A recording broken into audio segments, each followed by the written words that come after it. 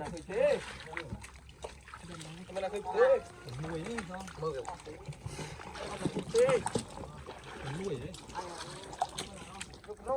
phải không? Cái này đi men tên hả?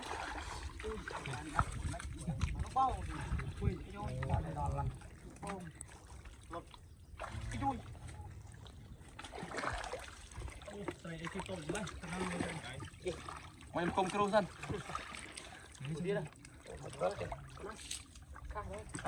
Khăn nào. Đây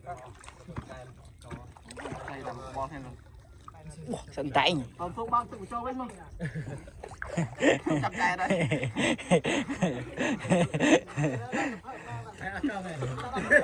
Mình sẽ ở trong. Con tròn. Hai lưng. Rồi mình lưng. Hai lông một ngày.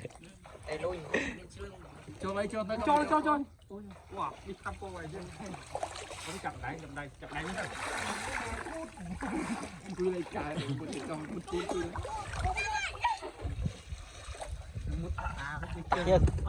Phạt sân.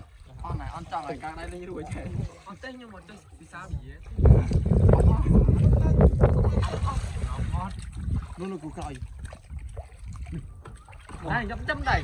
Đây nó quanh trường. Con chảo. Này. Tanah ruang. Con. Ba châu là rau mặt. Ba mặt. Ba tay lên. Ê, tao ấy. Nè. Đây cái bông. Cho bớt đây. Qua thôi. Ăn. Wow, thông mê về. Trái này mà. Trái nữa.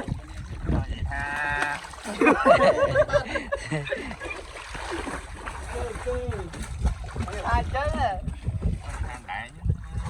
Quần thành trộm bông này là biết. Nó xả thông tiết này. Đây. Ở đây chăm cái đại bài. Đang lịch lập bài cướp, tạo bò cướp. Can việc mình dừng một vì lót nó chạy.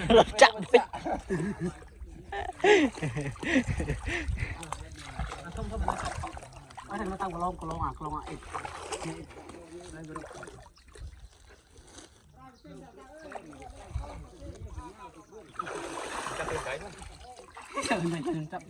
Ủa, chua mày, nó bắt chơi nhau mày. Màu đánh. Chơi. Chặt mày cái. Nó bắt chơi. Thích. Không. Cho bắt này. Không.